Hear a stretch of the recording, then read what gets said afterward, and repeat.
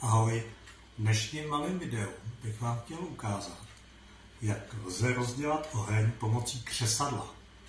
Nikdy jsem tomu nevěřil, ale pořád jsem o tom snil a ono se mi to splnilo pomalu v 60 letech.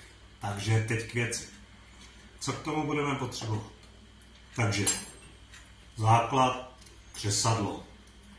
Pořídil jsem si nějaký obyčejný od firmy Miltek. Stálo něco málo, přes 100 korun. Křesadlo. Potom další věc, co mám potřebovat, je smolné dřívko. Vůbec jsem o něm nevěděl, ale je to vlastně borovicová větvička, prosycená pryskyřicí smůlou skrz naskrz, takže i když přivoníte, nádherně cítit vůně smůly a dřeva. Takže nebudeme to protahovat a jdeme rovnou na věc. Takže dovolil jsem si v kuchyni improvizovat takový malý studio, jako kdyby jsme byli v lese. Takový malý. Kdo mě zná, ví, o čem mluvím. Takže můžeme začít. Takže máme smolné dřívko a teď si z dřívka musíme naškrábat takový jako šupinky, jako takový trout, kterým budeme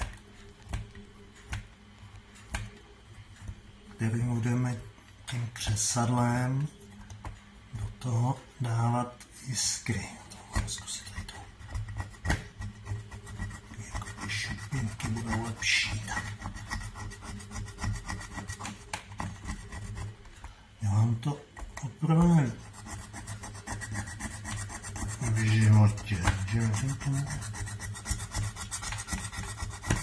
se to podaří. Ještě takhle jako dělám si ty šupiny tak nádherně cítit vůně tý pryskyřice, kde jsme byli v lese.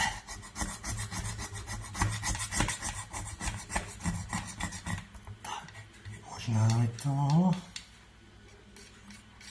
stačí. Takže odložíme dřívko. Ještě mám nějakou bylinku, aby se taky mohla hodit. Si to udělám takovouhle malou hromádku.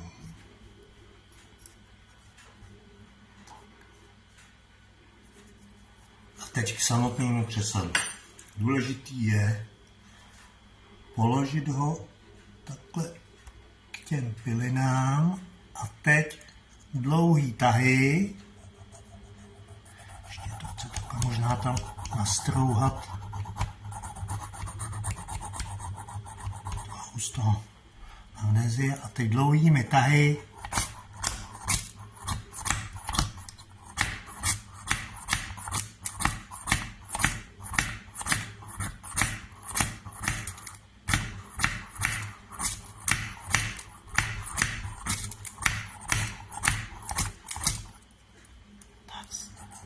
se to musí umít. Jedeme.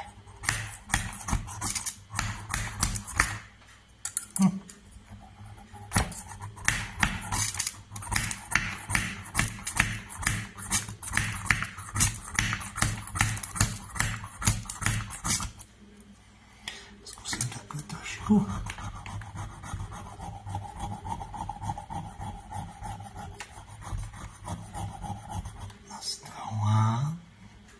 Nevzdáváme se, protože oheň základ života.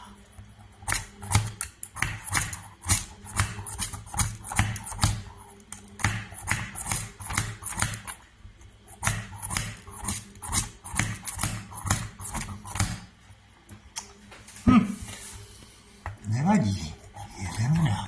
Ono se to povede, dáme tam trochu víc.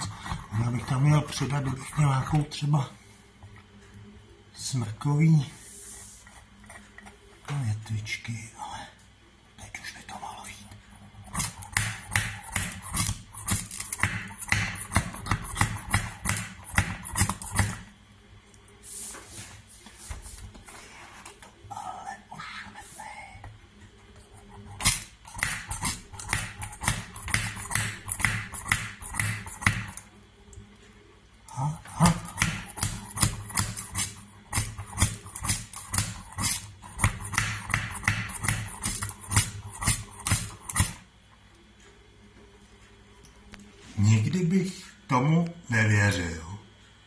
ale ono to hoří. Hoří. Po 60 letech jsem vytah.